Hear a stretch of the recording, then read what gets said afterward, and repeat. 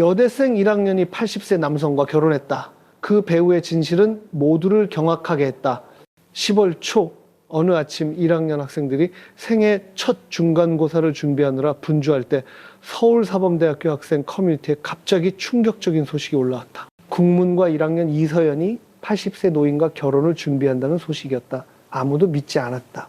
갓 18살이 된 희고 고운 피부에 마음씨도 착하고 공부까지 잘해 입학식에서 단아한 여학생 대표로 뽑히기까지 했던 그녀가 이제 자신의 할아버지 뻘 되는 노인과 결혼한다는 것이었다. 1시간도 채 되지 않아 청첩장 사진, 웨딩 사진, 심지어 선명한 붉은 도장에 찍힌 혼인신고서까지 퍼지기 시작했다. 그리고 네티즌들을 더욱 경악시킨 것은 신랑이 90년대 재계에서 유명했던 재벌로 현재는 은퇴하여 강원도의 오래된 저택에서 은둔 생활을 하고 있는 김진우 회장이라는 사실이었다. 사진 속 그녀의 얼굴은 어색하지도 않았고 부잣집에 시집가는 듯한 수줍은 미소도 아니었다. 세상의 오해에 익숙한 듯 평온함 속에 약간의 피로가 섞인 눈빛이었다. 수많은 댓글이 달렸다. 예쁜 애가 저러는 건 다 돈 때문이지. 진짜 인생 역전하려고 노인네랑 결혼하다니 부끄러운 줄도 모르네. 저 부자 할아버지 몇 달 살다 가시면 유산이 쏟아지니 완전 이득이네. 뭐 엄마가 힘들게 공부시켜놨더니 결국 아빠 뻘 되는 남자한테 시집가네. 오직 서연만이 침묵했다. 해명글도 반박도 없었다. 심지어 언론사에서 전화했을 때도 그녀는 조용히 말했다. 저는 잘못한 게 없으니 해명할 필요도 없어요. 하지만 결혼식 5일 후 그녀의 남편 김 회장이 30년 전 경제 사건과 관련하여 수사기관에 갑자기 소환되었다. 언론은 불에 기름을 부은 듯했다. 이 결혼은 위장된 돈 세탁 계획이었을까? 18세 소녀는 한때 재벌이었던 노인의 법적 방패막이 즉 졸수에 불과했을까? 이때부터 이 이야기는 더 이상 논란의 나이 차이 결혼 사건이 아니었다. 그것은 신뢰 명예 진실이라는 이름의 폭풍이 되었다. 한 여대생 1학년의 고갯짓 뒤에는 거의 30년간 숨겨져 왔던 진실들이 있었다. 그리고 모든 것이 빗속에서 벗겨졌을 때 사회 전체는 한 가지 사실을 침묵으로 인정해야만 했다. 잘못된 것처럼 보였던 어떤 것들이 실은 한 인간이 할 수 있는 가장 고결한 일이었다는 것을 8월 서울은 예측할 수 없는 초여름 비를 맞았다. 축축하고 조용하며 때로는 이해하기 어려운 마치 활기차면서도 냉정한 수도의 사람들 같았다. 그 분주한 인파 속에서 서울사범대학교 국문과 1학년 이서연은 평범해 보이는 삶을 살았다. 규칙적으로 등교하고 학생 식당에서 밥을 먹고 신촌의 작은 골목길에 자취방을 얻어 살았다. 서연은 전라북도 시골 출신으로 아버지는 중학교 때 돌아가셨고 어머니는 재봉일로 생계를 꾸리다 심장병이 진단을 받았다. 서연은 우수한 성적으로 대학에 합격했고 모두가 그녀를 가난한 집안의 자랑이자 첫 번째 빚이라고 믿었다. 입학 후 서연은 매우 조용히 지냈다. 누구와도 친하게 지내지 않았고 동아리 활동도 하지 않았으며 사진 찍거나 SNS에 글 올리는 것을 좋아하지 않았다. 많은 친구들이 그녀를 차갑고 거만하다고 생각했지만 사실 서연은 자신을 위한 평온한 껍질을 지키고 있었을 뿐이다. 한 번은 반 모임 시간에 담임 교수님이 물었다. 자네는 동아리 활동 안 하나? 자네처럼 글 잘 쓰는 학생은 글쓰기 동아리에 딱인데. 서연은 그저 옅게 웃으며 말했다. 아르바이트 때문에 바빠서요. 그리고 제게 글쓰기는 알려지기 위한 것이 아니라 제 자신을 잊지 않기 위한 거예요. 그 대답의 반 전체가 조용해졌다. 이 소녀에게는 뭔가 아주 다른 것이 있었다. 매일 아침 서연은 5시에 일어나 도시락을 싸고 수업이 끝나면 버스를 타고 서울역 근처 빵집으로 아르바이트를 하러 갔다. 저녁에 자취방에 돌아오면 고향에 전화해 책을 읽어주고 잠이 들었다. 수도 한가운데서의 외로운 삶에 대해 서연은 한 번도 불평한 적이 없었다. 하지만 여느 때와 다름없는 어느 날 오후 아르바이트를 마치고 비가 쏟아질 때 서연은 평생 상상도 해보지 못했던 결정 앞에 섰다. 낯선 번호로부터 문자가 왔다. 내 딸이 꼭 자네의 18살 때 모습 같군. 만약 동의해 준다면 자네 어머니를 살리고 그녀가 한때 놓쳤던 것을 지킬 기회를 주게. 그 전화번호는 김진우 회장의 것이었고 훗날 온 나라가 1학년 여대생의 남편으로 알게 될 사람이었다. 그날 밤 서연은 잠들지 못했다. 그녀는 자취방 처마 밑에 앉아 있었다. 문틈으로 바람이 스며들었고 가로등 불빛이 손에 들린 익담한 책에 반사되었다. 머릿속에서는 만약 내가 동의한다면 내 젊음을 파는 걸까? 아니면 단지 딸로서 어머니를 위해 해야 할 일을 하는 걸까라는 질문이 계속 맴돌았다. 그녀는 울지도 웃지도 않았다. 단지 저 밖의 어둠보다 더 깊은 눈빛을 하고 있을 뿐이었다. 그녀는 자신의 인생이 이제 되돌릴 수 없는 방향으로 꺾일 것임을 알고 있었다. 서연은 들판이 하얗게 비에 젖은 어느 날 오후 고향으로 돌아갔다. 그녀는 비를 맞으며 골목 어귀에서 집까지 걸어 들어갔다. 손에는 여전히 소박하고 약간 젖은 짐 가방이 들려 있었다. 어머니 박선영 씨는 희미한 노란 불빛 아래에서 손님의 옷을 꿰매고 있었다. 그녀는 고개를 들어 딸을 보았고 수척했던 얼굴이 환하게 밝아졌다. 웬일이니 주중에 서연은 말없이 앉았다. 잠시 후 그녀는 천천히 입을 열었다. 엄마 드릴 말씀이 있어서 왔어요. 무슨 일이길래 그렇게 심각한 표정이니 서연은 깊은 숨을 들이쉬고 옷자락을 살짝 구기며 말했다. 저 결혼하려고요. 박 씨의 손에서 바늘이 떨어졌다. 그녀의 눈은 커졌고 입은 더듬거렸다. 뭐라고 내가 잘못 들었지. 이제 겨우 1학년이고 19도 안 됐는데. 누구랑 어디 사는 사람인데. 서연은 고개를 숙이고 목이 메어 말했다. 결혼식은 간단하게 할 거예요. 화려하게 안 하고요. 그분 성함은 김진우, 나이는 80이세요. 박 씨는 그대로 얼어붙었다. 집 전체가 적막한 공간으로 빠져드는 듯했고 오직 시계의 똑딱거리는 소리와 처마 밖에서 후두둑거리는 빗소리만 들렸다. 그녀는 끊어지는 목소리로 다시 물었다. 서연은 대답하지 않고 가볍게 고개를 끄덕였다. 그 순간 박 씨는 바닥에 주저앉으며 두 손으로 가슴을 움켜쥐고 누군가에게 심장을 찢기는 듯 소리쳤다. 안 돼. 절대 안 돼, 서연아. 너 미쳤니? 네가 지금 무슨 짓을 하는지 알아? 네 아빠 뻘 되면 노인하고 결혼을 해. 서연은 그저 조용히 앉아 있었다. 그녀의 눈빛은 더 이상 갈등을 숨기지 못했다. 엄마가 충격받으신 거 알아요? 하지만 엄마에게 시간이 얼마 남지 않은 것도 알아요. 심장 수술은 더 이상 미룰 수 없어요. 박 씨는 흐느꼈다. 내가 얼마나 살든 상관없어. 하지만 네 평생을 그런 결혼에 바치지는 마. 바치는 게 아니에요. 제가 선택한 거예요. 엄마에게 빚을 졌고 그분은 엄마가 생각하는 것만큼 나쁜 분이 아니니까요. 그 말이 박 씨를 더욱 두렵게 했다. 그녀는 떨면서 일어섰고 숨을 헐떡였다. 서연이 다가가 부축하려 했지만 그녀는 손을 뿌리쳤다. 진우 씨는 내가 평생 잊으려고 했던 사람이야. 나를 모든 걸 버리게 만든 사람이라고. 네가 지금 어떤 일에 얽히고 있는지 넌 몰라. 서연은 침묵했다. 그녀는 이미 알고 있었다. 김 회장의 눈빛에서 낡은 편지들 속에서 그리고 과거를 통째로 묻어버린 듯한 먼 시선 속에서 그것을 읽었다. 하지만 그녀는 여전히 갖고 돌아왔으며 고개를 끄덕였다. 그 고갯짓은 어머니를 밤새 잠 못 이루게 했다. 밖에 비는 계속 내렸지만 박 씨의 마음속에서는 30년 전 기억의 비가 거세게 되살아나고 있었다. 새벽녘 서연은 일어나 서울로 돌아갈 짐을 쌌다. 박 씨는 배웅하지 않았지만 서연이 막 문을 열었을 때 그녀는 나지막이 말했다. 네가 결정했다면 막지는 않겠다. 하지만 이것 하나만 기억해라. 사람들은 네가 순진해서 저지른 실수는 용서할 수 있어도 네가 충분히 강하지 않다면 사회는 남다른 사람을 용서하지 않는단다. 서연은 어머니를 돌아보았다. 네, 강해질게요. 아무도 감히 선택하지 못한 길을 가고 있으니까요. 그리고 그녀는 완전히 새로운 삶을 향해 걸어 나갔다. 서연이 결혼식을 올리던 날 동네 사람들은 아무도 자기 눈을 믿지 못했다. 18살의 긴 머리 소녀, 밝은 얼굴과 슬픈 눈빛을 한 그녀는 웨딩드레스도 레이스도 베일도 없이 하얀 한복 저고리 치마를 입고 있었다. 잔치상도 결혼 행진곡도 친구나 친척도 곁에 없었다. 마당 한가운데 임시로 놓인 작은 상 하나, 술잔 2세트, 과일 1접시, 그리고 하루 전에 미리 서명된 혼인신고서 옆에 놓인 등본 한 통이 전부였다. 김진우 회장은 맞은편 나무 의자에 앉아 있었다.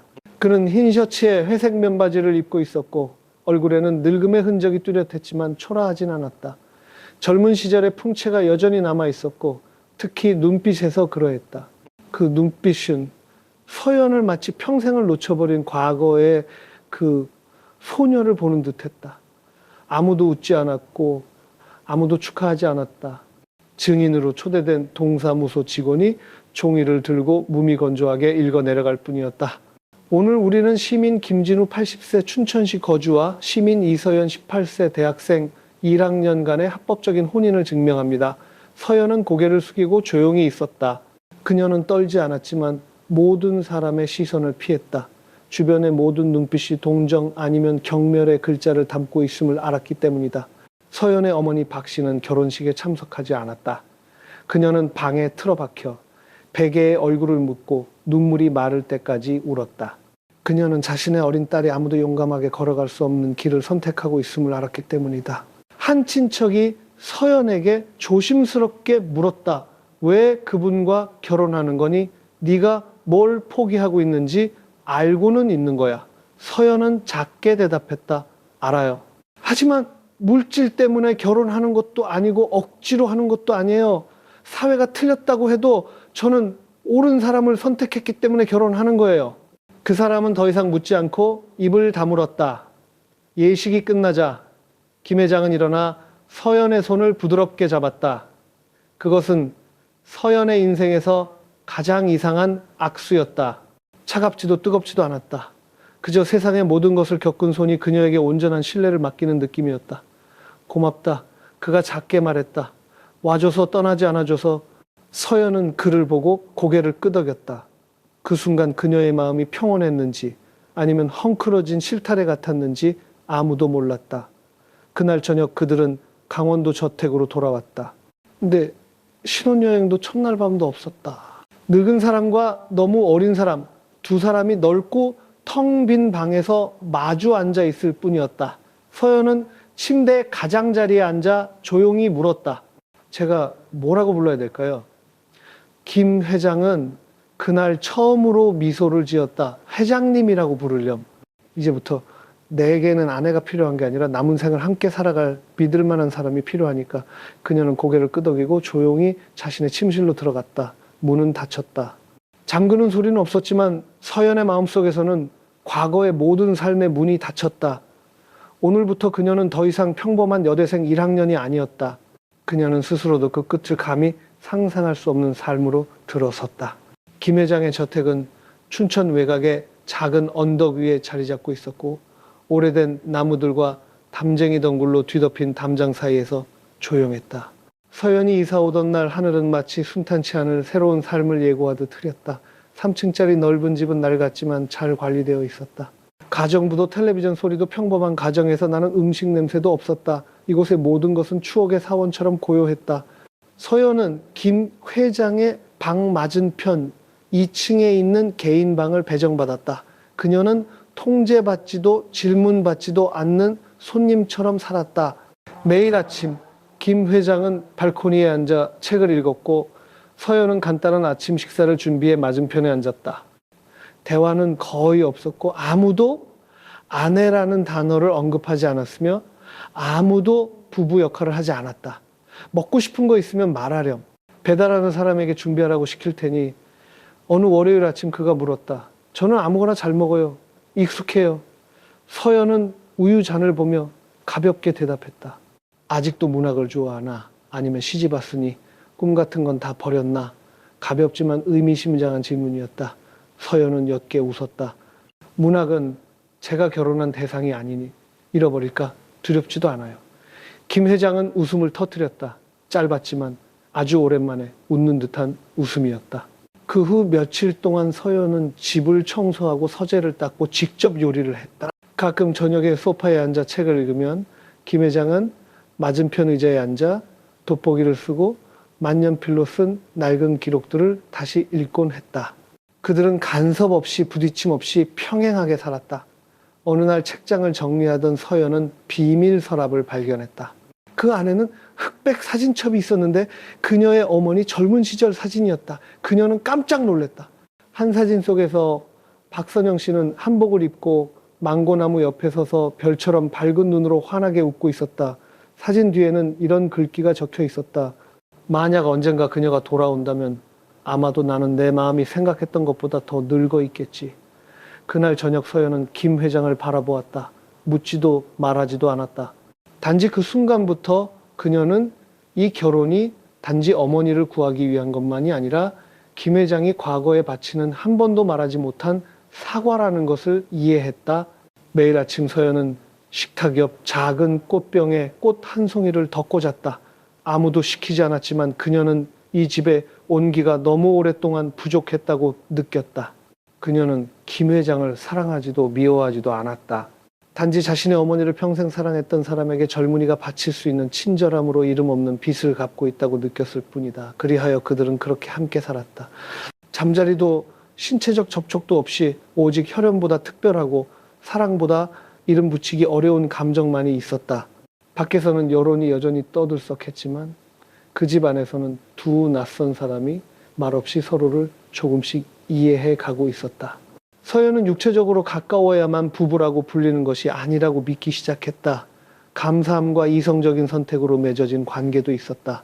조용한 결혼식 10일 후 1학년 여대생 이서연과 그녀의 80세 남편의 사진이 젊은이들의 비리를 폭로하는 한 페이스북 페이지에 자극적인 제목과 함께 갑자기 나타났다. 18세 소녀 고갯짓 한 번으로 인생 역전 U80 재벌과 결혼해 막판 상류층 진입. 그때부터 소셜미디어는 폭발했다. 1시간도 안 돼. 2만 건 이상의 공유, 수만 개의 댓글이 폭풍처럼 쏟아졌다. 사람들은 웨딩 사진을 오려붙이고 서연의 얼굴에 돈다발과 달러 기호를 합성했다. 인생 역전 축하한다. 여대생에서 어린 할머니로 하룻밤 자고 일어나니 저택 상속 통장엔 수백억과 같은 악의적인 글들이 넘쳐났다. 얘들아, 이 친구처럼 하면 수능 안 봐도 되겠다. 사랑하냐고 필요 없어. 중요한 거는 등기부 등본에 누구 이름이 있냐는 거지. 한 줄 한 줄의 글 합성된 사진 결혼식을 악의적인 코미디로 재구성한 틱톡 영상까지 모든 것이 서연을 향해 쏟아졌다. 반박 한마디, 해명 한 줄 없는 사람을 향해서 대학교에서 서연은 이상한 시선들을 감지하기 시작했다. 같은 반 친구들은 등 뒤에서 수근거렸다. 일부 교수님들은 그녀를 피했다. 예전 자취방 룸메이트는 문자를 보냈다. 이제부터 우리 집에 오지 마. 이웃들 보기 좀 그래. 서연은 그 문자를 읽고 몇 초간 누르고 있다가 삭제했다. 그녀는 여전히 제 시간에 등교했고 여전히 교실 맨 뒷자리에 앉아 꼼꼼히 필기했다. 단 한 가지 달라진 점이 있다면 이제 그녀가 강의실에 들어설 때마다 수천 개의 눈이 지식을 좇는 것이 아니라 그녀의 몸짓 하나하나, 옷차림 하나하나, 숨결 하나하나를 샅샅이 훑어본다는 것이었다. 인터넷 신문들이 파고들기 시작했다. 이서연은 누구인가? 고향은 어디인가? 정말 돈 때문에 결혼했나? 김 회장은 재계에서 어떤 인물이었나? 한 인터넷 신문은 보도했다. 내부 소식통에 따르면 이 결혼은 2년 후 상속 재산을 명시한 비밀 계약과 함께 이루어졌다. 젊은 여성은 사실상 일시불로 구매된 고급 간병인과 다름없다. 아무도 확인하지 않았지만 모두가 믿었다. 사회에는 이상한 법칙이 있기 때문이다. 사람들은 좋은 소식보다 나쁜 소식을 더 쉽게 믿는다. 어느 날 늦은 오후 수업을 마치고 나오던 서연은 복도에서 한 무리의 학생들에게 가로막혔다. 한 여학생이 대놓고 물었다. 언니, 그 할아버지한테 한 달에 얼마 받아요? 서연은 침묵했다. 못 들은 척하는 거예요. 아니면 무슨 비법이라도 있으면 우리한테도 좀 알려줘요. 또다시 비웃음 섞인 낄낄거림이 터져나왔다. 서연은 돌아보지 않고 똑바로 걸어갔다. 구두굽 소리가 단단하게 울렸다. 하지만 계단을 막 내려서자 전화가 울렸다. 김 회장이었다. 그의 목소리는 약하고 낮았다. 괜찮으냐? 서연은 몇 초간 목이 메었다가 대답했다. 괜찮아요. 그들이 자네를 자네가 아닌 사람으로 만들게 두지 마라. 침묵할수록 더 굳건해야 한다. 나는 자네를 믿는다. 단 한마디였지만 그 순간 서연은 낯선 인파 속에서 손을 잡힌 듯한 기분을 느꼈다. 그날 밤 소셜미디어는 새로운 정보로 다시 들끓었다. 한 익명의 계정이 김 회장이 90년대에 수백억 원대 불법 토지 양도 사건에 연루된 적이 있다고 폭로했고 소문이 퍼지기 시작했다. 이 결혼은 재산 은닉을 위한 수법이었을까? 서연은 휴대폰 화면을 보며 손을 살짝 쥐었다. 폭풍이 닥쳤고 그녀는 이번 폭풍이 자신뿐만 아니라 자신이 일어서지 않으면 모든 것을 집어삼킬 수 있다는 것을 깨달았다. 그날 오후 하늘은 이상하게 흐렸다. 서연이 저녁을 준비하고 있을 때 김 회장이 전화를 받았다. 발신자는 강원도지방경찰청의 수사관이었다. 서연은 그가 전화를 내려놓는 것을 보고 굳어버렸다. 그의 손이 가볍게 떨리고 있었다. 내일 출석해서 조사를 받으라고 하는군. 서연은 왜냐고 묻지 않았다. 90년대에 불투명한 토지 양도 사건에 대한 소문이 저절로 떠오른 것이 아니라는 것을 알았기 때문이다. 누군가가 현재를 침몰시키기 위해 과거를 다시 끌어온 것이다. 괜찮으세요? 서연이 조용히 물었다. 늙었으니 이제 마주할 때도 됐지. 하지만 자네는 이제부터 정말 침착해야 한다. 사람들은 진실이 필요한 게 아니라 자신들이 믿고 싶은 것을 믿을 핑계가 필요할 뿐이야. 서연은 고개를 끄덕였지만 안에서는 심장이 숨 막힐 듯이 뛰었다. 다음날 아침 김 회장은 아주 일찍 저택을 나섰다. 경찰의 호송도 수갑도 없었다. 파란색 번호판을 단차 한 대가 조용히 문 앞에서 그를 기다릴 뿐이었다. 그는 흰 셔츠를 입고 스스로 걷고 스스로 차에 탔다. 서연이 배웅하는 것을 허락하지 않았다. 오지 마라. 그럴 필요 없다. 그가 차 문을 닫기 전에 말했다. 하지만 서연은 여전히 그 자리에 서서 차가 나무들 뒤로 사라지는 것을 지켜보았다.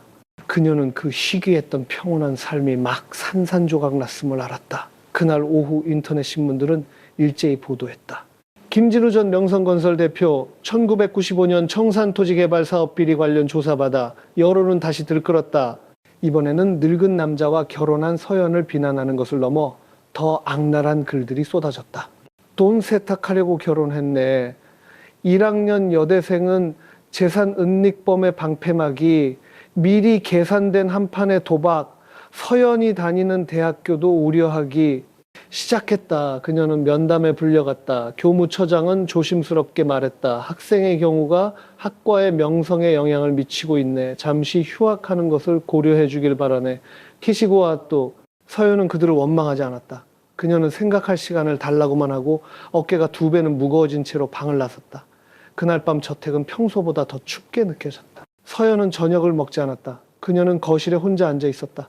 앞에는 1학년 장학금 서류와 함께 김 회장이 직접 썼던 편지가 놓여 있었다. 자네는 아무것도 할 필요 없다. 그저 자네답게 친절하고 굳건하게 살아가면 된다. 나는 충분히 살아봐서 안다. 사회는 죄악을 잊을 수는 있어도 우리가 약하다면 다름을 결코 용서하지 않는다는 것을. 여기까지 읽자 서연의 눈물이 조용히 흘러내렸다. 아무도 보지 못했지만 그것은 그녀가 아무도 자신의 무죄를 믿어주지 않는 전쟁 속에서 진정으로 외롭다고 느껴 처음으로 흘린 눈물이었다. 다음 날 아침 서연은 자발적으로 수사기관을 찾아갔다. 그녀는 2시간을 기다렸지만 아무도 그녀의 이름을 부르지 않았다. 당직 경찰관이 김진우 씨 가족이십니까? 라고 묻자 그녀는 그분의 합법적인 아내입니다. 그분이 도망치거나 회피하지 않으실 것이며 저 또한 불법적인 일을 하지 않았다는 것을 확인하고 싶습니다. 라고 대답했다. 경찰관은 말없이 그녀를 보다가 고개를 끄덕였다. 저희도 그분이 도망칠 분이 아니라는 건 압니다. 하지만 이 사건은 간단하지 않습니다. 그분에게 옛날 일을 대신 짊어지게 하려는 사람들이 많습니다. 서연이 물었다. 그럼 밝힐 기회가 있을까요? 그가 대답했다. 누군가 다른 사람들이 애써 묻어버린 것을 파헤칠 만큼 충분히 용감하다면요? 서연은 손을 살짝 쥐었다. 그녀는 그 사람이 바로 자신이어야 한다는 것을 알았다. 그날 밤 며칠간의 침묵 끝에 서연은 예고 없이 문자 한 통 없이 막차를 타고 고향으로 향했다. 서연이 마을 변두리에 바람 부는 단층 집으로 들어섰을 때 어머니 박성영 씨는 방에 누워 라디오를 듣고 있었다. 문틈으로 새어나오는 희미한 불빛이 한때 화사했던 얼굴에 깊게 팬 주름을 선명하게 비췄다. 서연은 다가가 침대 옆에 앉았다. 어머니는 눈을 뜨고 놀랐다. 네가 웬일이냐. 이 시간에 엄마 저한테 솔직하게 말씀해 주셔야 돼요. 김 회장님이 누군지요. 저한테가 아니라 엄마한테 어떤 분이었는지요. 방은 조용해졌고 오직 라디오에서 흘러나오는 시사 뉴스 소리만 들렸다. 1995년 경제사건이 확대 수사 방향으로 재조사되고 있습니다. 박 씨는 한숨을 쉬었다. 아주 작은 한숨이었지만 심장이 끊어지는 듯했다. 그리고 그녀는 일어나 침대 및 작은 서랍을 열고 색이 바랜 낡은 천 보따리를 꺼냈다. 그 안에는 붙이지 못한 손으로 쓴 편지 한 통이 있었다. 기울어진 글씨체 일부는 잉크가 번져 있었다. 그녀는 편지를 서연의 손에 쥐어주었다. 읽어보렴. 다 읽고 나면 내가 왜 널 반대하지도 축복하지도 못했는지 이해하게 될 거야. 진우 씨, 제가 이런 편지를 쓰게 될 날이 올 거라고는 생각 못했어요. 하지만 결국 저는 당신에게 사과 한마디를 빚졌네요. 그날 당신이 조사를 받을 때 저는 잘못한 사람이 당신이 아니라는 걸 똑똑히 알고 있었어요. 바로 제 남편 이강민 씨가 당시 도의 부지사로 있으면서 당신에게 허위 서류에 서명하라고 압박했죠. 당신은 명예를 지키기 위해 침묵했고 저는 소위 가정의 평화를 지키기 위해 침묵했어요. 저는 잘못된 선택을 했어요. 저는 고결한 남자 곁에 있는 대신 권력 있는 남자의 아내가 되기를 선택했어요. 그가 교통사고로 죽고 나서야 저는 제가 권력의 길을 잠시 함께 걸었을 뿐 진정한 사랑은 한 번도 없었다는 걸 깨달았어요. 서연이가 대학에 합격했을 때 당신에게 편지를 쓰고 싶었어요. 그 아이가 당신이 3살 때부터 업어 키웠던 아이고 당신이 첫 책가방을 사주었던 그 아이라고 말하고 싶었어요. 하지만 저는 또 그만뒀어요. 제 딸이 과거에 짐을 짊어지게 될까 봐 두려웠거든요. 만약 언젠가 그 아이가 돌아가기를 선택한다면, 만약 언젠가 그 아이가 당신의 삶으로 들어갈 용기를 낸다면 부디 당신이 한때 조용히 그 아이의 엄마를 사랑했던 아버지처럼 그 아이를 사랑해 주세요. 서연은 편지를 다 읽고 손을 떨었다. 눈은 눈물로 흐려졌다. 제 아버지가 김 회장님에게 죄를 뒤집어 씌웠던 거군요. 박 씨는 고개를 끄덕였다. 그분은 좋은 사람이었단다. 하지만 그 시절 사회는 목소리를 내는 사람은 누구든 짓밟았지. 나는 침묵했고 평생을 후회 속에서 살았어. 서연은 조용히 앉아 있었다. 마음속에 모든 매듭이 하나씩 풀리는 듯했다. 김 회장이 평생을 알아온 듯한 눈빛으로 그녀를 바라본 것이 우연이 아니었다. 그가 아무런 말도 조건도 없이 그녀의 가족을 남몰래 도왔던 것도 우연이 아니었다. 그것은 의무가 아니라 자신이 사랑했던 여자를 잃어버린 한 남자가 남은 생을 자신이 아는 방식으로 보상하려는 조용한 약속이었다. 집을 나설 때 서연은 어머니를 보았다. 모든 것을 희생했던 그 여인의 눈은 이제 지치고 메말라 있었다. 엄마는 평생을 침묵 속에서 사셨지만 저는 오늘부터 진실로 살 거예요. 그리고 그녀는 몸을 돌려 골목을 나섰다. 달빛이 길바닥에 길게 늘어진 그녀의 그림자를 비췄다. 새로운 여정이 막 시작되었다. 세상이 오해하고 있는 사람과 수십 년간 남몰래 은혜를 입었던 사람의 명예를 되찾기 위한 여정이었다. 서연은 강원도로 돌아왔다. 다음 날 이른 아침 하늘은 잿빛이었고 비는 오지 않았지만 이상하게 축축했다. 그녀는 어머니가 쓴 편지를 손에 든 채 저택으로 들어섰다. 아직 마르지 않은 눈물, 자국으로 잉크가 번져 있었다. 김 회장은 돌아오지 않았다. 수사기관은 그에게 서류 확대를 위해 남아달라고 요청했고 여론은 계속해서 포위했다. 인터넷에서는 재산 동결 서연의 모든 상속 권리 중지 같은 간접적인 처벌 방식에 대한 이야기가 나오기 시작했다. 그녀는 지금 일어서지 않으면 김 회장이 다른 사람을 보호하기 위해 침묵을 선택했던 바로 그 일들 때문에 무너질 것이라는 것을 알았다. 며칠 밤을 새운 후 서연은 서울의 유명한 법률사무소를 찾아갔다. 변호사 최민주는 김 회장이 재계를 떠나기 전 마지막 몇 년 동안 그의 밑에서 인턴으로 일했던 사람이었다. 사무실은 오래된 건물에 있었고 화려하지는 않았지만 조용하고 정돈되어 있었다. 그녀가 이름을 말하자 보조 직원은 잠시 멈칫하더니 그녀를 개인 사무실로 안내했다. 50대 초반의 최 변호사는 날카로운 눈매와 희끗희끗한 머리를 하고 그녀를 바라보았다. 처음에는 의심의 눈초리였다. 김 회장님의 아내 되시는 분이군요. 네. 1995년 청산 사건을 재조사하는 데 도움을 받고 싶어서 왔습니다. 최 변호사는 미간을 살짝 찌푸렸다. 그 사건은 오래전에 종결되었고 재심 대상도 아닙니다. 하지만 김 회장님은 최종 결재 서류에 서명한 분이 아니에요. 제게는 증거가 있습니다. 당시 주 책임자와 함께 살았던 제 어머니의 확인서가요. 그때도 부지사였던 분이 바로 제 아버지입니다. 최 변호사는 몇 초간 침묵하더니 의자 등받이에 몸을 기댔다. 자신이 무슨 일을 하고 있는지 알고 있습니까? 이건 단순한 법률 서류가 아닙니다. 정치적인 상처예요. 이걸 다시 들추면 많은 것들이 건드려질 겁니다. 알아요. 하지만 제가 존경하는 분이 다른 사람의 실수를 덮어주기 위해 사기꾼의 가면을 뒤집어 쓰고 있는 걸 가만히 앉아서 볼 수는 없어요. 그녀는 손편지를 꺼내 책상 위에 올려놓았다. 이건 제 어머니의 사과 편지이자 30년간 침묵했던 것에 대한 조용한 고백입니다. 최 변호사는 편지를 집어들고 중간쯤 읽다가 눈빛이 부드러워졌다. 그리고 그는 고개를 들어 그녀를 보았다. 처음으로 그 시선에는 의심이 아닌 존중이 담겨 있었다. 용감하시군요. 하지만 제가 돕는 건 당신이 용감해서가 아닙니다. 제가 김 회장님께 25년간 한 번도 말하지 못했던 감사의 빚을 졌기 때문입니다. 3일 후 김 회장은 보석으로 풀려났다. 서연은 수사기관 정문에서 그를 맞았다. 그는 눈에 띄게 야위었고 얼굴은 수척했지만 그녀를 보자 눈빛은 여전히 빛났다. 오지 말았어야지. 궁금해서 온 게 아니에요. 이제부터는 회장님 혼자 싸우시지 않아도 된다는 걸 알려드리러 왔어요. 그녀는 그가 차에 타도록 문을 열어주었다. 그들 뒤로 해가 잿빛 구름층 위로 막 떠오르고 있었다. 서연의 손에는 최 변호사가 보내온 첫 번째 서류가 들려 있었다. 1995년 회사 내부 회의록 강요에 의해 서명된 김 회장의 원본 서명이 카세트 테이프에 녹음되어 있었다. 그녀는 이 싸움이 쉽지 않다는 것을 알았지만 그것이 진실을 제자리로 돌려놓을 유일한 길이라는 것도 알았다. 최 변호사가 보내온 서류에는 1995년 명성건설 내부회의 녹음 파일이 포함되어 있었다. 그때는 청산토지 개발 사업의 계획 및 자금 배분의 이상 징후가 나타나기 시작한 시점이었다. 녹음 파일에서 김 회장의 목소리는 분명했다. 저는 이 서류에 서명할 수 없습니다. 법적으로 이 토지는 아직 양도 조건을 충족하지 못했습니다.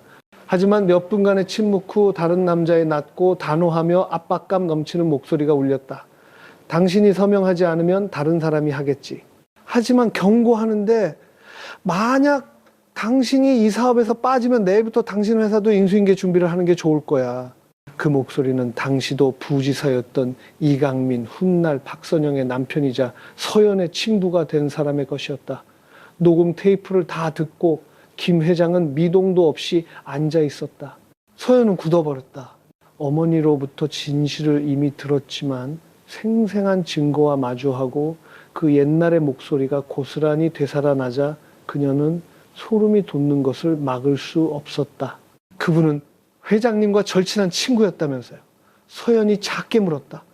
회사 개업식 때 함께 축배를 들고 도에 기반 시설 확충을 위해 손을 잡았던 사람이었지. 하지만 권력은 사람을 참 빨리 변화시키더군. 김 회장은 슬프게 웃었다.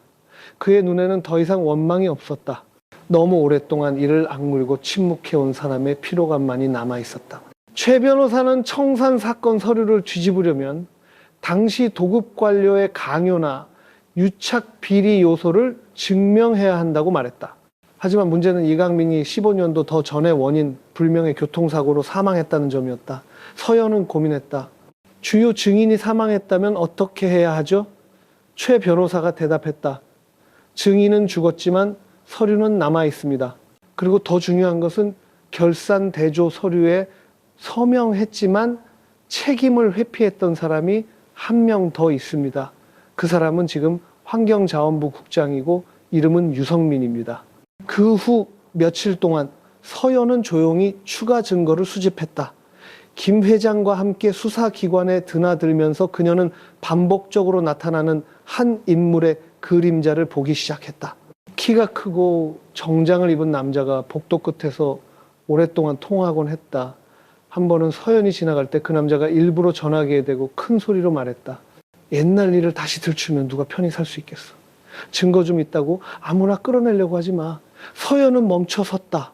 그가 누구인지는 몰랐지만 그의 눈빛에는 교묘하게 감춘 공황이 서려 있었다. 마치 과거가 자신의 손에서 조금씩 새어나가는 것을 보는 사람 같았다. 그날 저녁 서연은 명성건설의 전직 간부이자 김 회장의 개인 비서였던 사람을 다시 찾아갔다. 그는 외곽의 작은 집에 혼자 살고 있었다. 처음에는 경계했지만 서연이 목적을 분명히 밝히자 그는 한 가지만 물었다. 정말 끝까지 갈 자신이 있습니까? 복수하러 가는 게 아니에요. 진실을 되돌려 놓으러 가는 거예요. 그 남자는 서랍에서 편지 봉투 하나를 꺼냈다. 그 안에는 화학약품으로 잉크를 지워 수정한 흔적이 있는 예산 결산서 사본이 들어있었다. 이게 회장님이 서명하지 않으셨던 서류입니다. 그런데 나중에 서명이 나타났죠. 이제 아시겠습니까? 그렇게 조각들이 드러나기 시작했다. 한 사람은 죽었고 한 사람은 현직에 있으며 한 사람은 30년간 침묵했다. 모두가 한 지점을 중심으로 맴돌았다. 청산사업과 김 회장이 정치적 관계를 깨트리고 싶지 않아 조용히 발을 들여놓았던 덫. 하지만 이제 외부인이었던 서연이 진실을 빛으로 밀어낼 만큼 깨끗하고 용감한 유일한 사람이었다. 그리고 그녀는 진짜 싸움이 이제 막 시작되었음을 알았다. 강원도 지방법원은 청산 사건에 대한 1심 재판을 열기로 결정했다. 김 회장은 1995년 국영기업의 행정비리 및 내부 자료 은폐 행위에 연대 책임이 있는 피고인 자격으로 소환되었다. 여론은 들끓었고 언론은 떠들썩했다. 소셜미디어는 온갖 자극적인 방향으로 뉴스를 퍼날랐다. U80 재벌정의의 심판대의 선아, 젊은 아내 몰락할까, 재산 은닉 위한 결혼날 같지만 여전한 수법. 재판 전날 밤 서연은 김 회장의 서재에서 그와 함께 앉아 있었다. 그녀가 거의 들어가지 않았던 방이었다. 그는 손으로 글을 쓰고 있었다. 눈은 피로했고 손은 떨렸지만 글씨는 여전히 반듯했다. 아직도 정의를 믿으세요. 서연이 열린 서류를 보며 물었다. 그는 바로 대답하지 않고 옅게 웃었다. 정의는 늦게 올지언정 잠들지는 않는다고 믿는다. 다만 때로는 누군가 깨워줄 필요가 있을 뿐이지. 그는 수첩을 덮고 그녀 쪽으로 밀었다. 만약 내일 내가 돌아오지 못하면 이걸 읽어라. 하지만 정말 모든 것을 알고 싶을 때만 그날 밤 서연은 잠을 설쳤다. 그녀는 수첩을 머리맡에 두고 마치 판도라의 상자처럼 아직 말하지 못한 모든 말과 흉터가 아문 모든 상처를 담고 있는 그것을 바라보았다. 새벽녘 비가 부슬부슬 내릴 때 그녀는 기다리지 못하고 수첩을 열었다. 안에는 그녀의 모든 정신을 무너뜨리기에 충분한 짧은 편지가 있었다. 서연아, 네가 이 글을 읽을 때쯤이면 아마 나는 네 곁에 없겠구나. 네가 왜 내가 너와 결혼하는데 동의했는지 물었었지. 나는 네가 태어나기 전부터 너에게 빚을 졌기 때문이다. 너는 내가 끝까지 사랑했지만 침묵과 두려움 때문에 놓쳐버린 여자 선영의 딸이다. 네 어머니가 결혼하던 날 나는 그 도시를 떠나 그녀의 삶에서 나 자신을 지웠다. 하지만 3년 후 그녀가 아이를 낳았다는 소식을 듣고 나는 조용히 돌아왔다. 무언가를 깨뜨리기 위해서가 아니라 단지 네가 평안한지 확인하기 위해서였다. 그러던 어느 날 나는 그녀의 집 마당에서 선영과 이강민이 다투는 소리를 들었다. 이강민은 소리쳤다. 저 애는 내 핏줄이 아니야.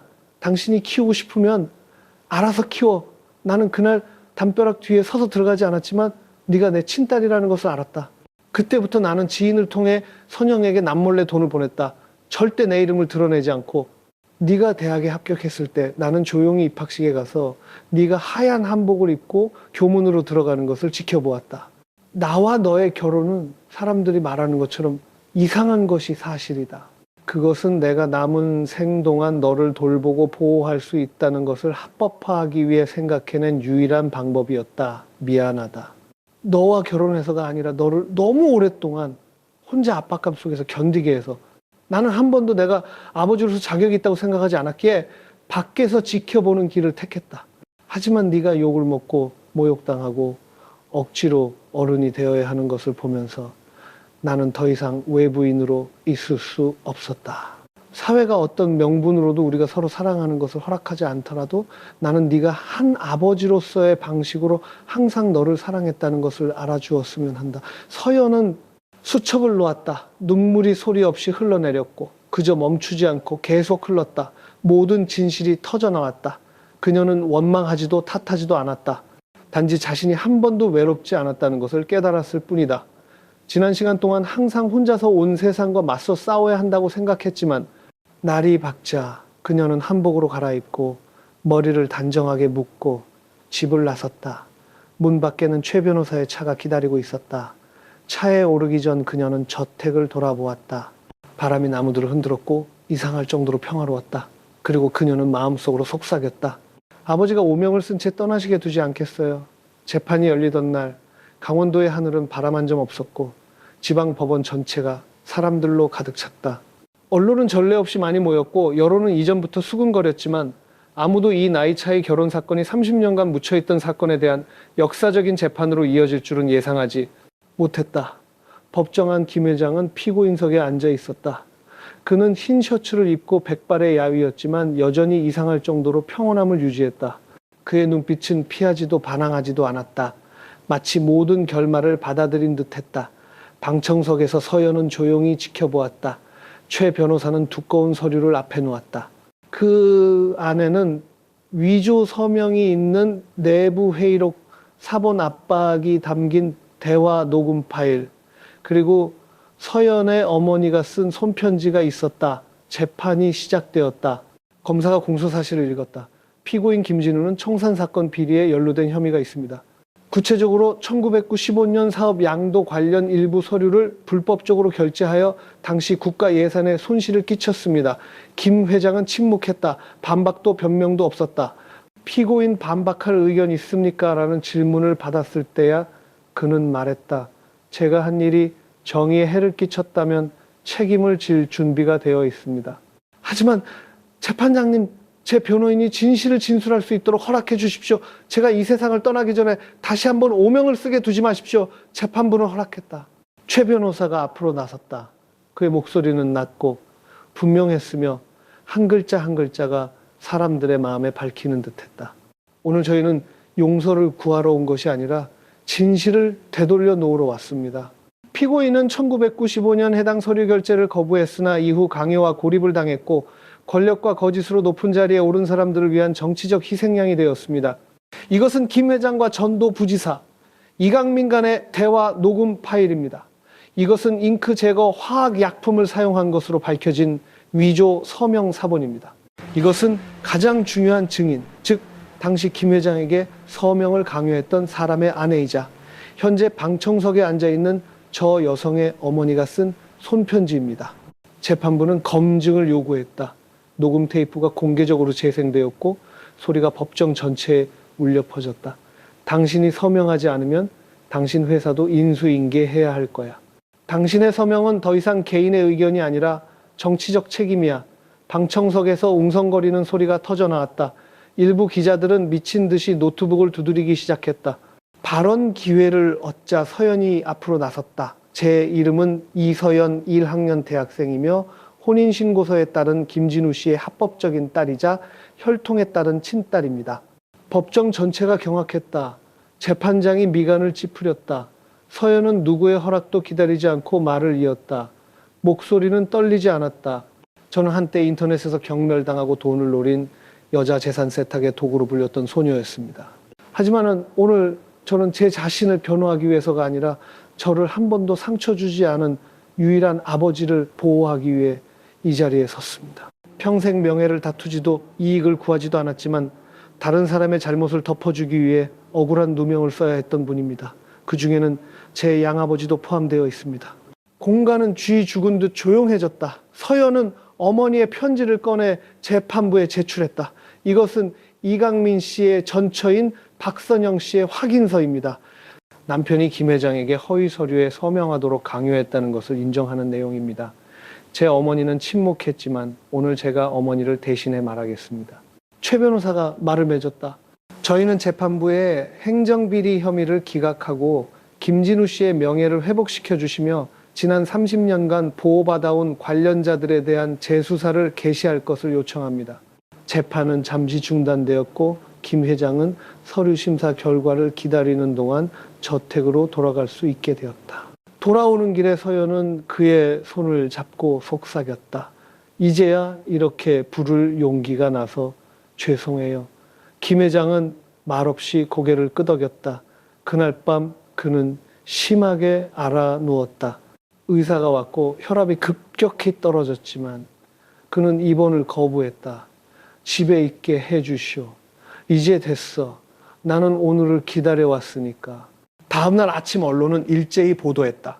법원이 청산 사건을 잠정 중단하고 새로운 수사 방향을 여러 당시 고위직을 역임했던 인물들에게 책임을 묻기로 했다고. 김 회장은 30년 만에 법을 어겼다는 오명을 벗고 명예를 회복했다. 한때 결혼으로 인생 역전을 노린다는 소리를 듣던 소녀가 사회 전체가 예상치 못한 일을 해낸 것이다. 하지만 서연이 그 소식을 들고 방으로 들어갔을 때 김 회장은 이미 평화롭게 잠들어 있었다. 평생의 짐을 막 내려놓은 사람처럼 편안한 얼굴이었다. 그날 아침 하늘은 보기 드물게 맑았다. 서연은 일찍 일어나 법원이 청산 사건을 중단하고 새로운 증거가 확인된 후 김 회장의 모든 혐의가 취하되었다는 신문 기사를 조심스럽게 접었다. 그녀는 방으로 들어가 그에게 읽어주려 했지만 문을 밀고 들어갔을 때 그는 옆으로 누워 잠든 듯 평온한 얼굴을 하고 있었다. 그녀는 조용히 불렀다. 회장님 아침 드세요. 아무 대답이 없었다. 그의 손은 차갑게 식어 있었고 가슴 위에는 여전히 어머니가 남긴 편지가 놓여 있었다. 그는 마지막 날들까지 그것을 보물처럼 곁에 두었다. 서연은 침대 옆에 주저앉았다. 비명을 지르지도 울부짖지도 않았다. 그저 눈물이 한 방울씩 역류하듯 조용하지만 가슴을 찢는 듯이 흘렀다. 장례식은 김 회장의 삶처럼 간소하게 치러졌다. 요란하지도 형식적이지도 않았다. 몇몇 오랜 친구들이 와서 향을 피우고 서연에게 조용히 고개를 끄덕였다. 그 눈빛이 감사의 말을 대신했다. 어떤 이는 그분은 억울한 일을 당하지 않은 사람들보다 더 고결하게 사셨어 라고 말했고, 다른 이는 죽고 나서야 사람들이 그의 무죄를 믿어주다니 참 씁쓸하군이라고 속삭였다. 서연은 모든 것을 들었다. 반응하지 않았다.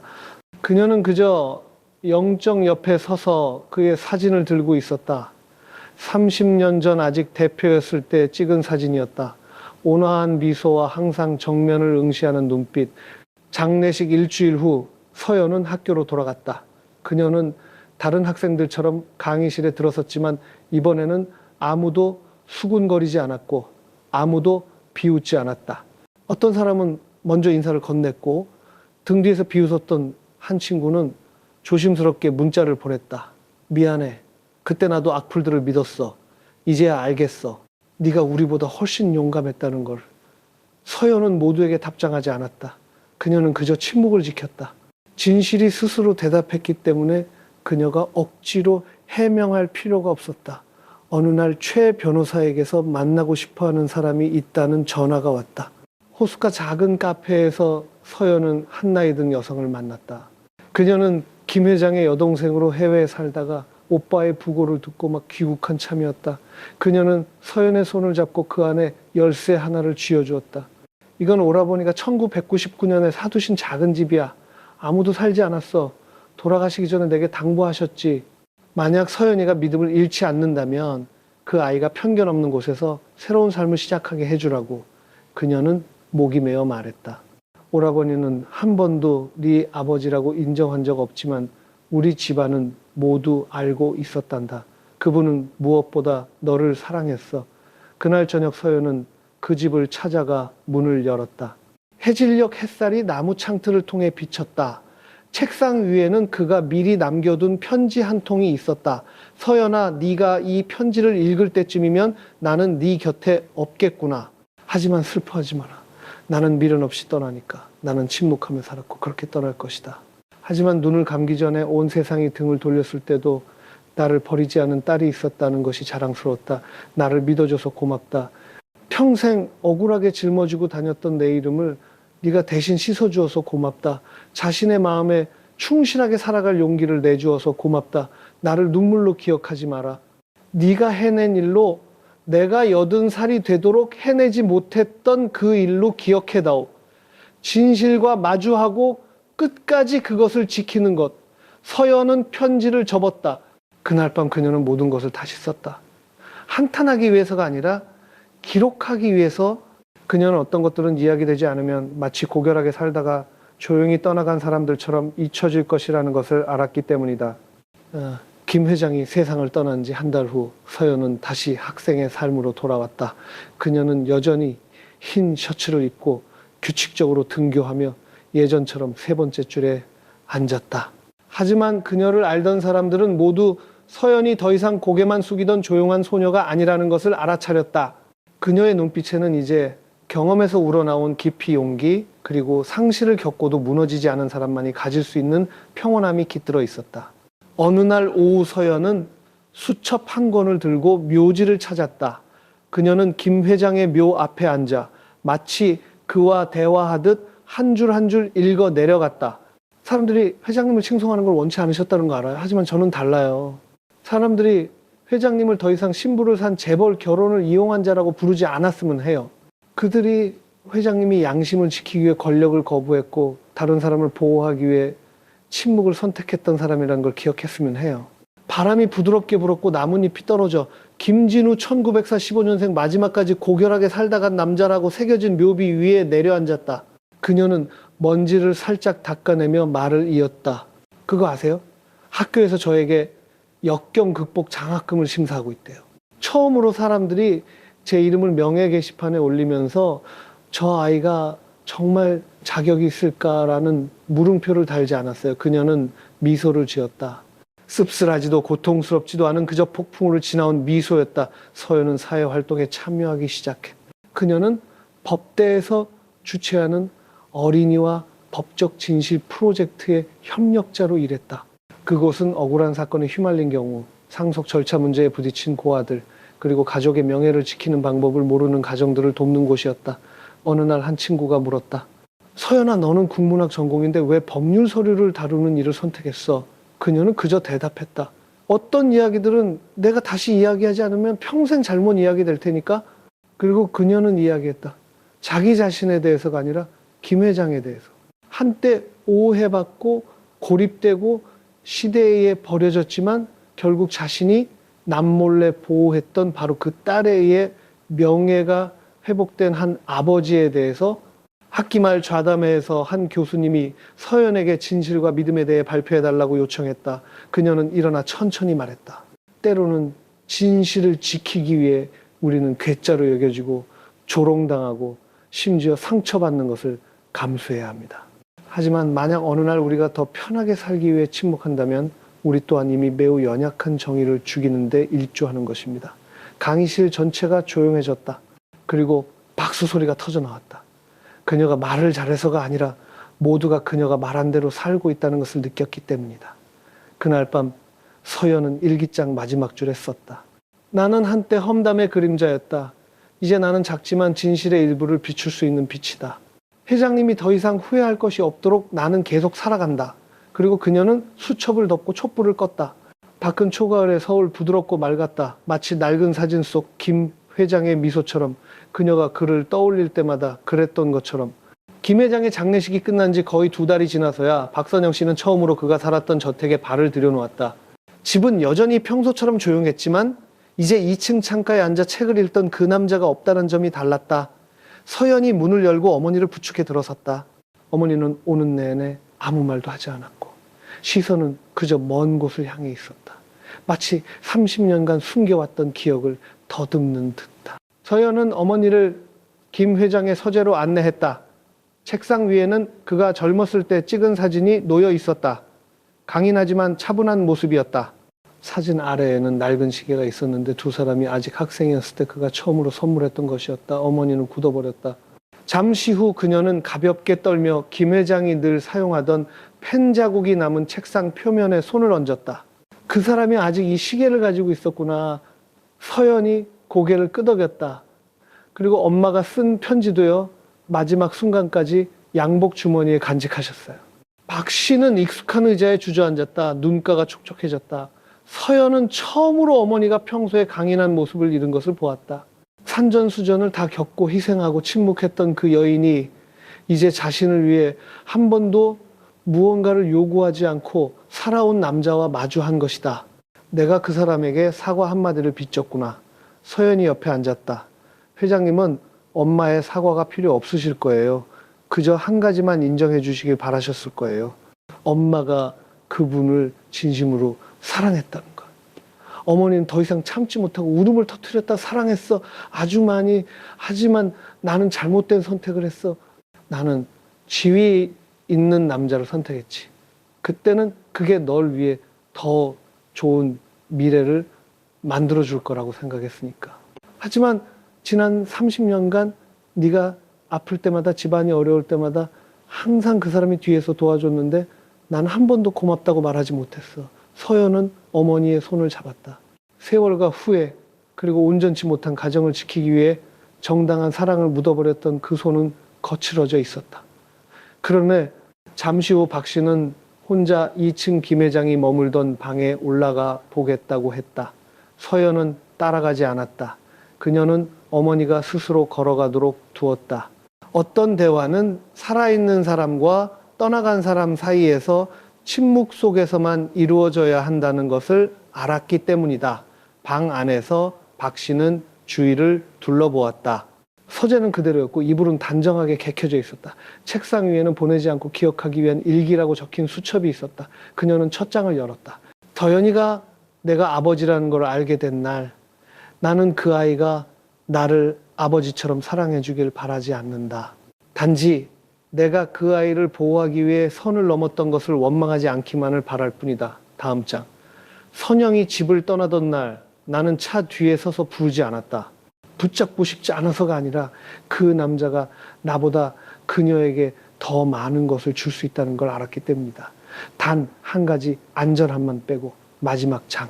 만약 다음 생이 있다면 나는 선영을 다시 만나고 싶지 않다. 내가 멀리 떨어져 있더라도 그녀가 행복하기만을 바라기 때문이다. 박 씨는 수첩을 끌어안았다. 눈물이 한 방울씩 종이에 스며들었다. 그녀가 아래층으로 내려왔을 때 오후 햇살이 창문을 통해 비치고 있었다. 그녀는 서연을 보며 낮지만 분명한 목소리로 말했다. 딸아, 내가 너에게 사과 하나를 빚졌구나.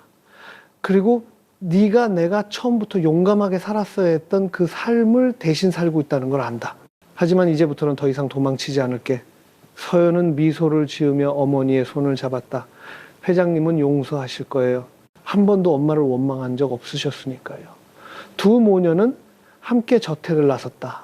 돌아보며 박 씨는 조용히 합장하고 고개를 숙였다. 진우 씨, 당신이 듣고 있다는 걸 알아요. 저와 우리 아이를 평생 사랑해 주셔서 고맙습니다. 9월대학교에서는 진실과 젊음의 용기라는 주제로 좌담회를 열었다. 특별 초청 연사는 서연이었다. 논란의 결혼으로 온 사회를 떠들썩하게 했지만 이후 30년간 묻혀있던 사건을 밝히는데 일조한 1학년 학생, 강당은 꽉 찼다. 호기심에 온 사람도 적지 않았지만 20살도 안 된 소녀가 어른들조차 평생을 회피했던 일들을 감히 해낼 수 있었던 이유를 진정으로 이해하고 싶어 온 사람도 많았다. 서연은 하얀 한복을 입고 머리를 가볍게 묶었다. 그녀는 강인한 모습이 아니라 상처와 용서를 모두 겪어낸 사람의 평온함으로 무대에 올랐다.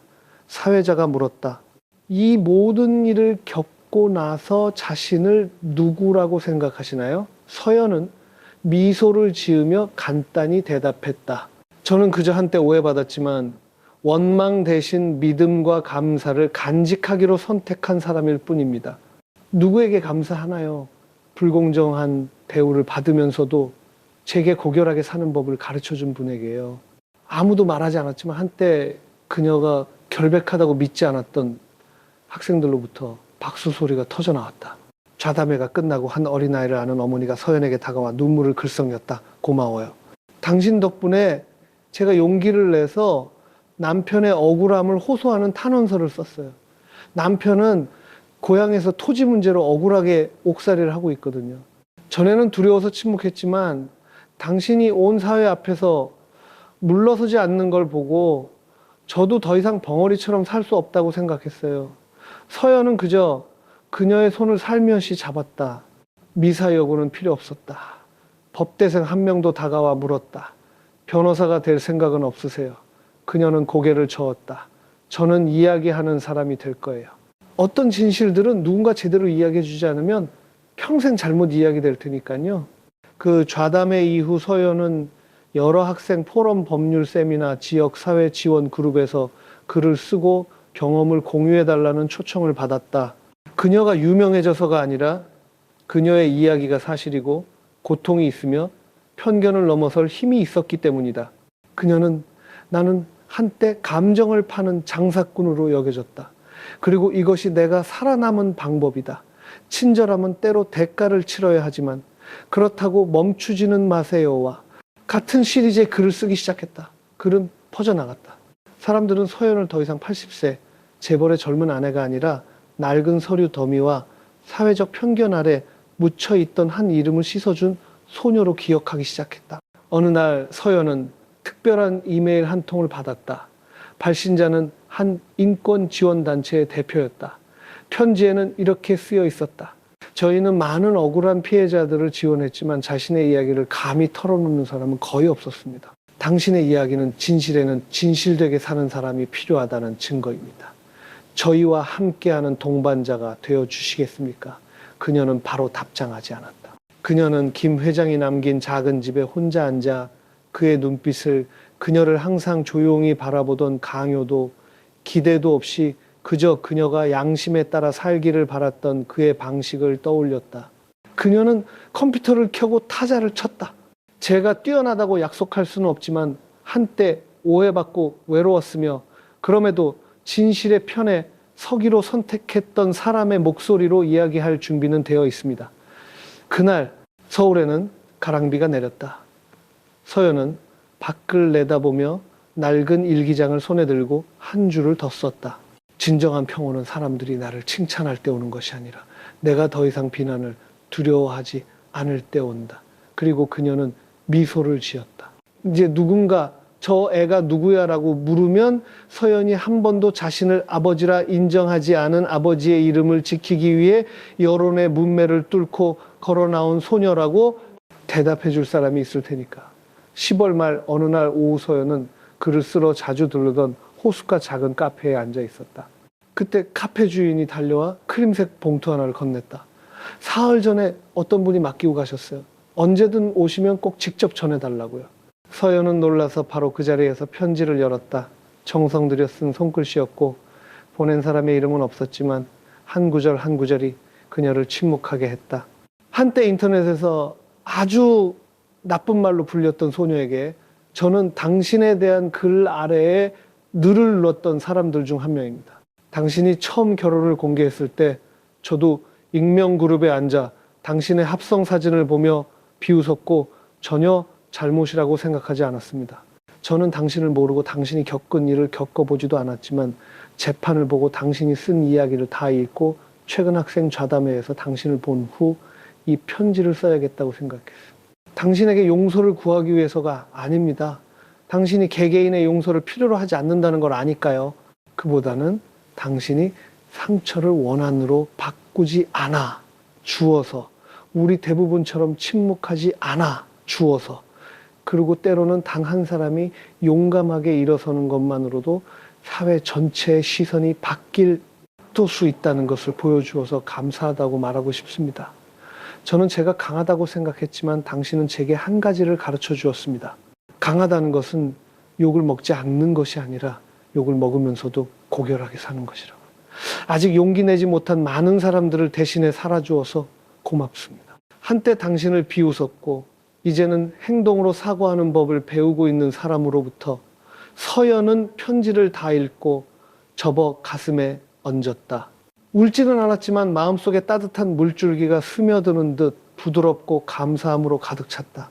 그 후 며칠 동안 그녀는 낯선 주소와 처음 보는 이름들로부터 몇 통의 편지를 더 받았다. 불륜녀로 오해받아 우울증을 앓았던 한 졸업반 여대생은 이렇게 썼다. 언니는 제게 믿음을 주었어요. 사람이 진실되게 산다면 다른 사람이 영원히 오명을 씌울 수는 없다는 걸요. 시골에서 토지 문제로 억울하게 옥살이를 했던 40대 남성은 이렇게 썼다. 저는 당신이 고개 숙이지 않는 눈빛으로 법정에 들어서는 것을 보기 전까지는 정의를 믿지 않았습니다. 15살 소녀는 짧은 글을 보냈다. 언니, 저도 나중에 언니처럼 살고 싶어요. 사랑받지 않아도 괜찮아요. 그저 올바르게만 살고 싶어요. 서연은 편지들을 작은 상자에 하나씩 보관했다. 지칠 때마다 그녀는 상자를 열어 읽었다.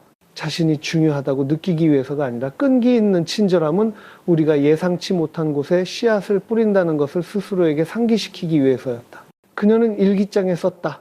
나는 한때 누군지도 모르는 낯선 사람들에게 욕을 먹었다. 이제 나는 누군지도 모르는 낯선 사람들에게 감사를 받는다. 이 순환은 증오가 아닌 변화로 마무리되었다. 어느 주말 저녁 서연은 작은 TV 프로그램에 초대되어 이야기를 나누었다. MC가 물었다. 과거로 돌아갈 수 있다면 김 회장님과 다시 결혼을 선택하시겠어요? 저는 결혼을 선택하지 않을 거예요. 저는 평생 저를 남몰래 지켜준 분에게 은혜를 갚는 것을 선택할 거예요. 억울한 사람에게 진실을 되돌려주는 것을 선택할 거예요. 그리고 만약 그 길을 다시 가야 된다면 저는 여전히 갈 겁니다. 단지 이번에는 좀 더 고개를 높이 들고 가겠죠. 그 스튜디오 전체에서 박수가 터져 나왔지만 서연은 그저 미소 지었다. 그녀에게 그 박수는 피해자를 위한 것이 아니라 여론의 폭풍 속에서 일어서서 여전히 진실되게 살기로 선택한 사람을 위한 것이었기 때문이다. 연말 어느 날 오후 서연은 기증할 책을 정리하기 위해 김 회장의 서재를 치우고 있었다. 그때 그녀는 서랍 깊숙한 곳에 숨겨진 작은 나무 상자를 발견했다. 다른 물건들과는 달랐다. 상자에는 오래된 다이얼식 자물쇠가 달려 있었다. 그녀는 머릿속에 떠오른 첫 세 개의 숫자, 자신의 생일인 1200살을 시도했다. 딸깍 열렸다. 안에는 표지가 다른 가죽 수첩이 있었고 바렌 잉크펜으로 쓴 제목이 있었다. 나와 그 아이 이름 없는 아버지의 기록. 서연은 잠시 멍하니 앉아 있다가 첫 장을 넘겼다. 2005년 5월 처음으로 그 아이를 보았다. 그날 선영이 아이를 안고 읍내시장에 나왔다. 그녀는 내가 생각했던 것보다 더 야위었다. 아이는 엄마 어깨에 기대 잠들어 있었다. 붉은 뺨, 곱슬머리, 작은 손발. 하지만 눈썹이 나를 기이할 정도로 닮았다. 나는 3칸 떨어진 채소 가게 뒤에 서서 감히 다가가지 못했다. 아무도 내가 1시간 넘게 그 자리에 서서 그저 아이가 자는 모습을 지켜봤다는 것을 모를 것이다. 2010년 10월 그 아이가 초등학교에 입학했다. 나는 지인을 통해 그녀의 엄마에게 빨간색 책가방을 보냈다. 그녀는 거절했다. 이해하고 원망하지 않았지만 다음날 그 아이가 여전히 그 책가방을 메고 학교에 가는 것을 보았다. 우연인지 아니면 그녀의 엄마가 마음을 바꾼 것인지 몰랐다. 단지 내가 사흘 연속으로 초등학교 교문 앞에 서서 그 아이가 잘 등교하는지 확인했다는 것만 알 뿐이다. 2018년 8월 그 아이가 대학 합격 통지서를 받았다. 우체부로 일하는 지인에게서 소식을 들었다. 아이는 사범대에 높은 점수로 합격했다. 나는 울었다. 정말로 울었다. 자랑스러워서가 아니라 이제 그 아이가 서울에서 혼자 지내게 될 것이고 나는 그저 더 조용히 지켜볼 수밖에 없다는 것을 알았기 때문이다. 2021년 11월 처음으로 그 아이에게 편지를 썼다. 이름도 주소도 없이 그저 도움이 필요하면 주저 말고 연락하라고만 썼다. 나는 그 아이가 편지를 버릴 것이라고 생각했다. 하지만 일주일 후 누군가 나에게 그 아이가 직접 짠 털목도리와 함께 쪽지 한 장을 다시 보내왔다. 감사합니다, 아저씨. 저는 아직 괜찮지만 이 따뜻함은 받을게요.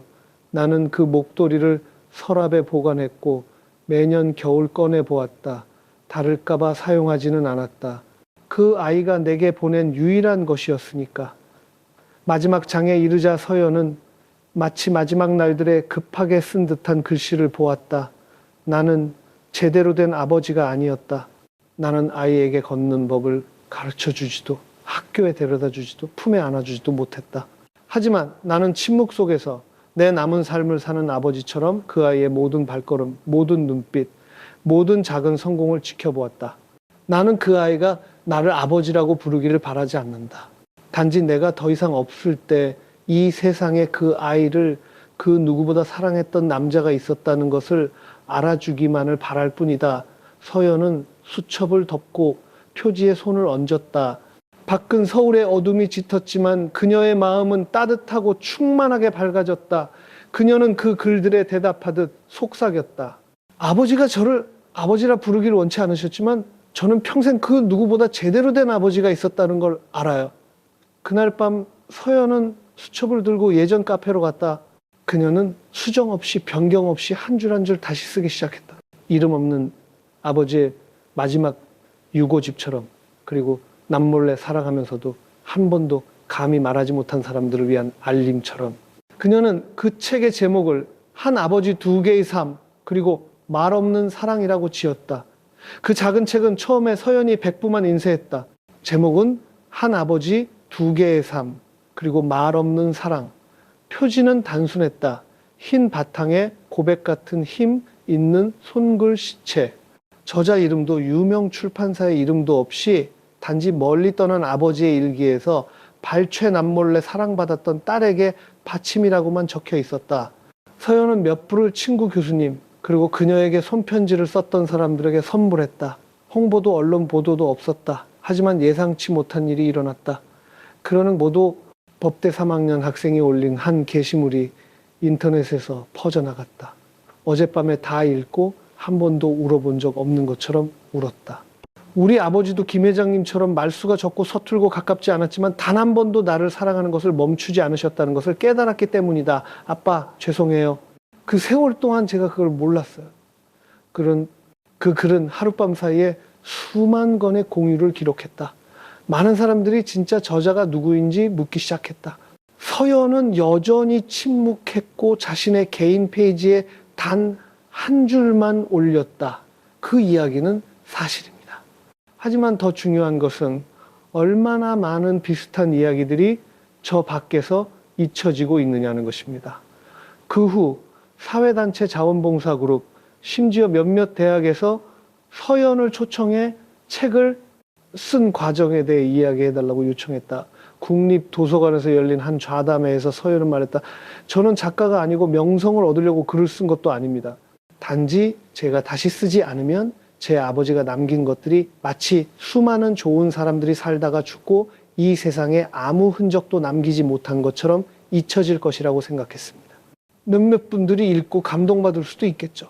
하지만 단 한 사람이라도 자신의 아버지에 대한 시각을 바꾸거나 진실의 편에 설 때 더 용감해진다면 저는 제가 옳은 일을 했다고 생각합니다. 그 후 한 작은 출판사에서 자발적으로 연락해 더 많은 부수로 책을 재판하자고 제안했다.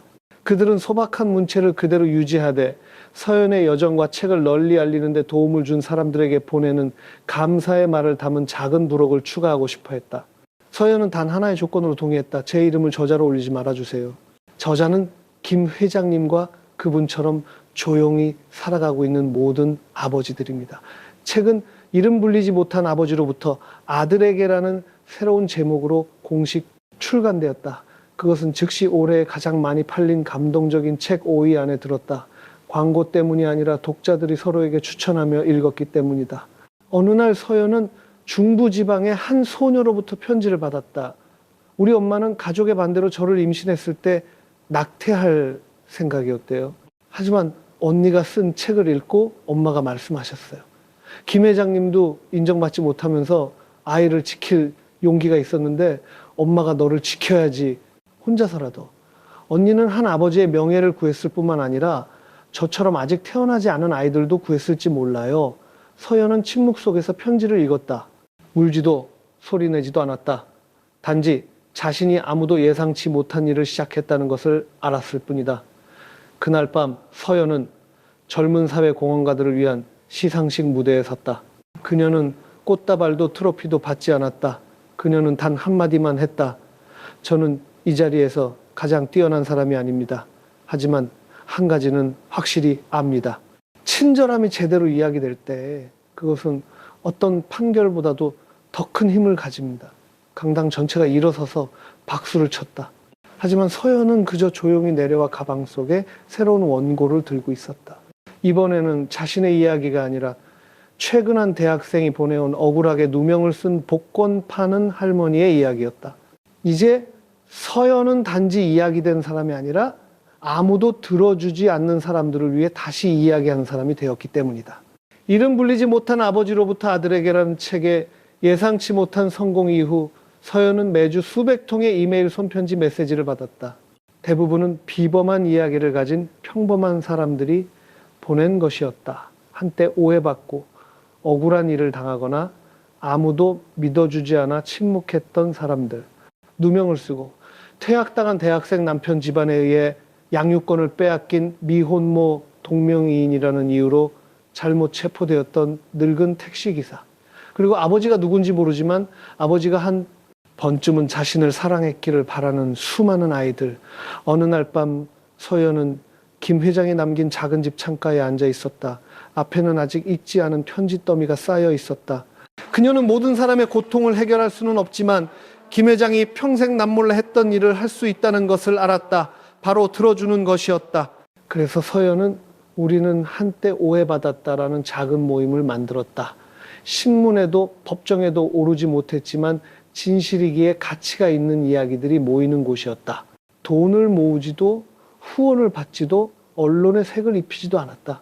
단지 몇 명의 대학생, 몇 명의 작가, 김 회장의 사건을 맡았던 늙은 변호사, 그리고 서연이라는 이름의 한 소녀가 매주 모여 앉아 한 번도 제대로 이야기되지 못한 이야기들을 읽고 기록하고 다시 썼다. 그들은 간판 없는 2층 카페에서 일했지만 그곳은 항상 빛으로 가득했다. 어느 날 14살 소년이 서연을 찾아와 서툰 그림 한 장을 내밀었다. 누나, 이건 제가 그린 우리 할아버지예요. 사람들은 할아버지가 감옥에 다녀왔다고 배신자라고 해요. 하지만 엄마는 할아버지가 이장님의 비리를 고발하려다 감옥에 갔다는 걸 아무도 모른다고 그랬어요. 서연이 물었다. 이 그림으로 누나가 뭘 해주길 바라니 소년이 대답했다. 모르겠어요. 그냥 누나가 사람들이 우리 할아버지 이야기를 읽게 해줄 수 있다면 아마 할아버지가 더 이상 잘못된 이름으로 불리지 않을 것 같아서요. 서연은 소년을 안아주었다. 그녀는 이것이 바로 자신이 계속해야 하는 이유라는 것을 깨달았다. 단 3개월 만에 모임은 50편이 넘는 이야기를 다시 썼다.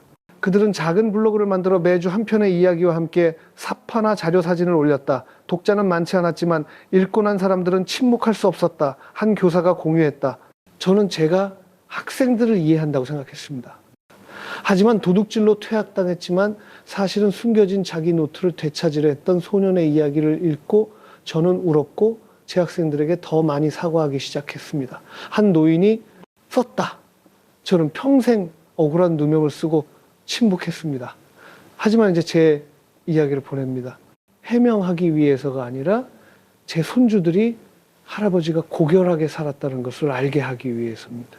프로젝트는 요란한 방식이 아닌 진솔한 공유를 통해 퍼져나갔다. 한 사람이 다른 사람에게 이야기하는 방식으로. 사람들은 서연을 작은 진실의 기록자라고 부르기 시작했다. 그녀는 그저 웃으며 말했다. 어떤 진실도 그것이 누군가를 계속 살아가게 한다면 작지 않아요. 한 젊은 기자가 서연을 인터뷰하며 물었다. 그렇게 오랜 시간이 지난 지금 아직도 오해받는 것이 두렵나요? 그녀는 주저없이 대답했다. 오해받는 것은 두렵지 않아요. 저는 단지 고결한 사람들이 아무에게도 제대로 이야기되지 못하는 것이 두려울 뿐이에요. 만약 고결하게 산 사람이 평생 오명을 쓰고 살아야 한다면 그 사회는 아이들에게 무엇을 가르치겠어요? 그날 밤 서연은 일기장에 기록했다. 회장님, 저는 계속하고 있어요. 때로는 너무 많은 편지를 읽느라 지치고 눈이 침침할 때도 있지만 저는 여전히 믿어요. 제대로 이야기된 모든 이야기는 살아있는 사람과 떠나간 사람 모두에게 열리는 문이라는 것을요. 칭찬이 필요 없는 삶을 살아주셔서 하지만 아무도 기억하지 못하는 사람들을 위한 목소리를 제가 쓸 기회를 주셔서 감사합니다. 초겨울 어느 날 아침 서울은 쌀쌀했다. 서연은 유리창가에 앉아 뜨거운 생강차를 손에 들고 있었다. 앞에는 중부지방의 한 대학교에서 온 초청장이 놓여 있었다. 그녀를 소통과 사회 미디어 과목의 조교로 초빙한다는 내용이었다. 처음에 서연은 웃었다. 그녀는 가르치는 일을 해보리라고는 생각해 본 적이 없었다. 하지만 편지 마지막 줄을 읽었을 때 저희는 학생들에게 단지 말을 잘하는 법뿐만 아니라 감히 올바른 말을 하는 법을 가르칠 수 있는 사람이 필요합니다. 그녀는 침묵했고 자신의 여정이 단지 쓰는 것에서 멈추는 것이 아니라 다른 사람들에게 고결한 것들을 다시 이야기하는 법을 가르치는 것일 수도 있음을 깨달았다. 서울을 떠나기 전 서연은 김 회장의 묘를 다시 한번 찾았다. 묘비에 그녀는 아무도 요청하지 않았고 누구의 동의도 필요 없는 작은 글귀를 하나 더 새겼다. 침묵의 삶을 살았으나 만인을 위한 목소리를 남긴 사람. 그녀는 묘 앞에 아들에게 책의 특별판, 단 한 권만 존재하는 천으로 싼 책을 놓았다. 그리고 그녀는 약속처럼 작게 말했다. 회장님, 저 갈게요. 그런 게 회장님의 이름을 강단에 가져가진 않겠지만 회장님의 정신을 가져가서 젊은이들 한때 오해받는 것을 두려워했던 사람들, 그리고 진실을 외면했던 사람들에게 믿음을 다시 심어줄게요. 3개월 후 서연은 새로운 학교에 자리를 잡았다. 그녀는 강의할 때 자신을 교수님이라 칭하지 않고 이야기하는 사람이라고 불렀다. 그리고 첫 수업을 한 가지 질문으로 시작했다. 여러분, 진실이 종종 미움받는 이유를 아세요? 그것이 누구의 비위도 맞추지 않기 때문입니다. 반 전체가 조용해졌다.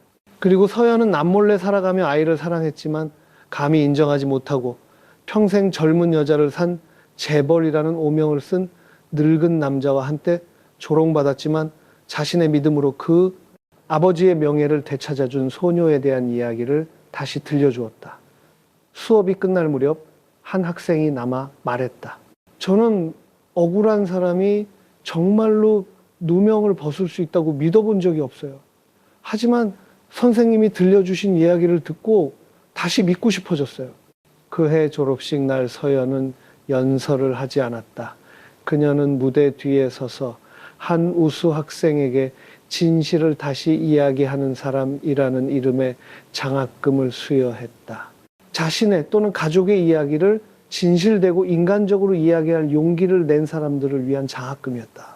그녀는 그 장학금을 상사 대신 뇌물수수 혐의로 7년간 억울한 옥살이를 했던 어머니를 둔 한 여학생에게 수여했다. 그 소녀는 서연을 안고 흐느꼈다. 선생님이 글을 쓰지 않으셨다면 저는 오늘 이 자리에 설 용기가 없었을 거예요. 서연은 그저 미소 지었다. 내가 쓴 건 하나의 일이지만 네가 계속 살아가는 것이야말로 기적이란다. 그리고 아름다운 법칙처럼 한때 80세 재벌과 결혼한 젊은 아내라 불렸던 서연의 이야기는 이제 비판적 사고와 미디어 윤리 기술을 가르치는 교재에 실렸다. 칭송하기 위해서가 아니라 학생들에게 인터넷에 무엇이든 공유하기 전에 모든 이야기 뒤에는 한 사람이 있고 모든 사람 뒤에는 우리가 결코 다 알 수 없는 진실이 있다는 것을 상기시키기 위해서였다. 어느 봄날 저녁 서연은 새 아파트 발코니에 섰다. 바람은 부드럽고 거리는 조용했다. 그녀는 일기장을 펴 마지막 페이지에 썼다. 나는 한때 의심 속에서 살았고 남들과 다른 결혼 때문에 샅샅이 에스크루티니 당했다. 하지만 나는 그곳에서 걸어 나왔다. 이름 없는 아버지의 사랑과 싫지 않은 친절함에 대한 믿음을 품고 나는 살아남았고 그 이상으로 나는 가치 있게 살았다. 이 이야기는 완벽한 여성이나 위대한 아버지에 대한 것이 아니다.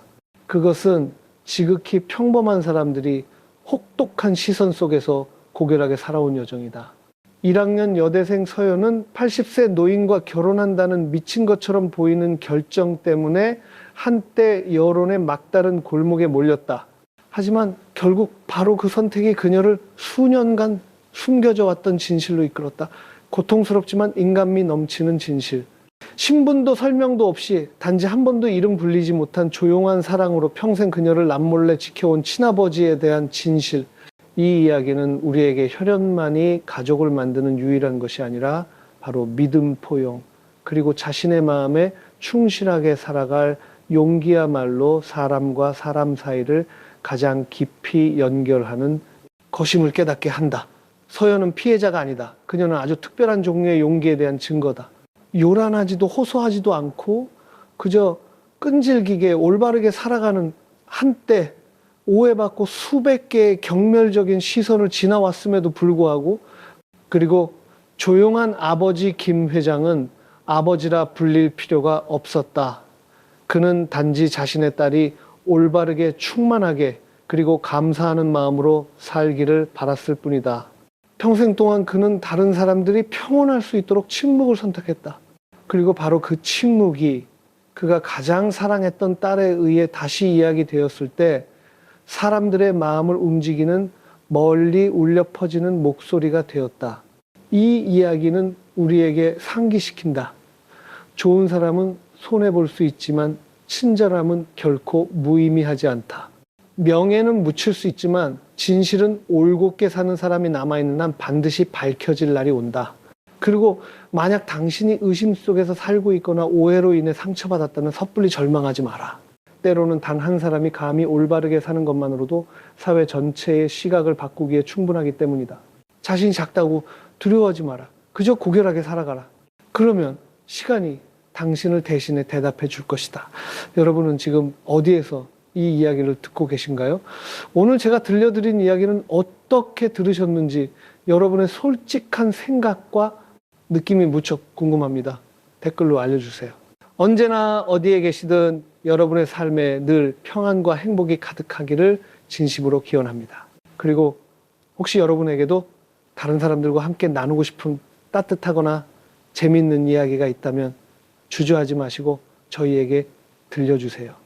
모두의 이야기가 모여 서로에게 작은 위로와 즐거움이 될 수 있을 거예요.